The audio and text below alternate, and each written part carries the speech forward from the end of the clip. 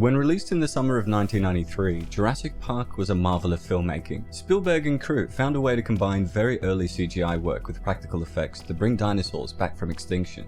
It is a wonder how a brilliant film could be let down so hard by its sequels. Jurassic World Dominion, the final chapter in the reboot revival of the Jurassic Park series, is nothing short of a complete mess. It is an incomprehensible, incomplete, and barely cohesive movie that manages to undo whatever goodwill the previous films built up with their derivative, over-the-top stories. At least Jurassic World and Fallen Kingdom had dinosaurs. That brings us to the major issue with Jurassic World Dominion. Where are the dinosaurs? The entire concept for the Jurassic World trilogy is that the dinosaurs now freely roam the Earth and have multiplied to the point that they're challenging humanity for the top spot on the food chain, but we barely see them in the final cut. Universal released a 5.5-minute prologue and a 10-minute Battle at Big Rock short film, both of which were removed from the final cut due to the already lengthy runtime. This feels like false advertising that is intentionally misleading, but we're getting ahead of ourselves. 4 years after the cataclysmic events that were the previous two Jurassic World movies, dinosaurs freely roam the Earth. Claire works for the Dinosaur Protection Group and lives in a remote cabin with Owen and Maisie, Benjamin Lockwood's clone granddaughter. Blue also unexpectedly arrives with an asexually reproduced offspring, which Maisie names Beta. The film brings back the main characters from the previous two films and introduces a few more who individually take up more screen time than all the dinosaurs combined. The new villain is the white-haired, bespectacled eccentric Dr. Lewis Dodgson, played by Campbell Scott. Perhaps the version of this character in the script was intimidating, but what we get on the screen is a bad cosplay of current Apple CEO Tim Cook.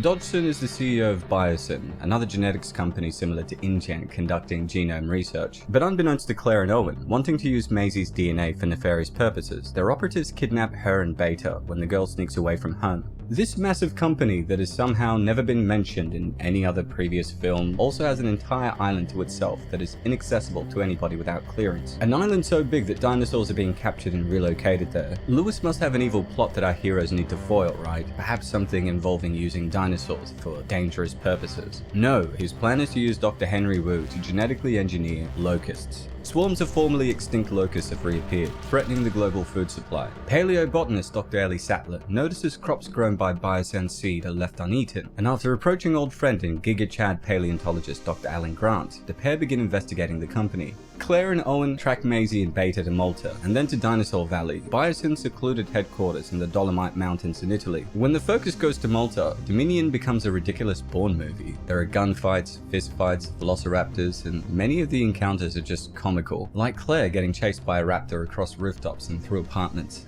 Meanwhile, chaos theorist Dr. Ian Malcolm, now working for Biosyn and ironically unaware that the company was creating chaos, invites Alan and Ellie to the headquarters, where they unearth the truth. Dr. Henry Wu genetically engineered the locusts to only consume crops of rival companies so that Biosyn could dominate the agricultural market. I'm sorry, I thought this was about a dinosaur theme park, not a look into the mind of real-life Bond villain Klaus Schwab. What is going on here? The story is connected by derivative set pieces lifted from other movies and genres. The film opens with Claire and Dr. Rodriguez breaking into a facility where dinosaurs are being held captive and presumably mistreated. But the way it's framed and plotted was reminiscent of the monkey rescuing scene from Jay and Silent Bob, so it's difficult to take seriously, even with the sad-looking Triceratops. We then follow Owen and a group of other unnamed, unrecognizable cowboys on horseback, chasing down and wrangling a herd of Parasaurolophus in an overt homage to westerns. This scene just comes off as cheesy and out of place, and is only in the film according to Trevorrow, because he used to play with cowboy and dinosaur toys as a child. Yes, this movie is made by a child.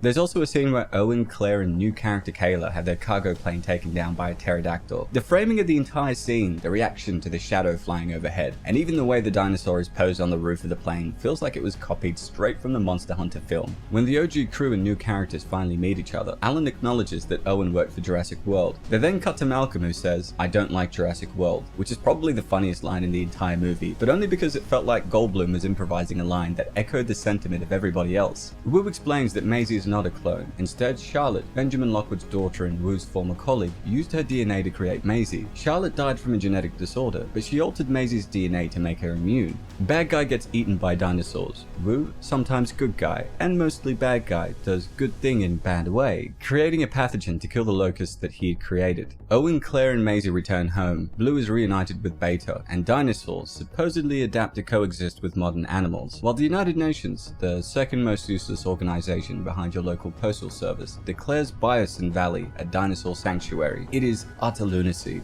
This felt like overt sabotage by a careless writer-director without any good ideas, rather than a good-spirited attempt that couldn't recapture the magic of Jurassic Park.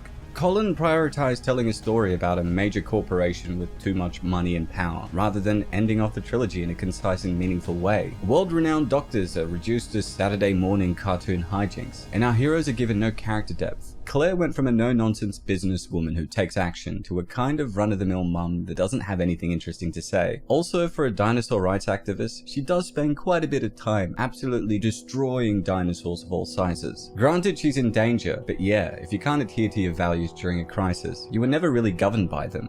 Owen Grady's the generic action man, and that stupid hand thing he does to maintain control over his raptors. Everybody does that now, to just about every kind of dinosaur that makes a brief appearance. A pose that was once unique to Owen and his hard-earned relationship and training of a specifically highly intelligent and loyal species is apparently the secret to controlling all dinosaurs. Every character who does it in Jurassic World Dominion is now the Caesar Milan of dinosaurs. Dominion is not just a bad Jurassic sequel, it's an awful movie altogether. It's not fan service, it's franchise servicing.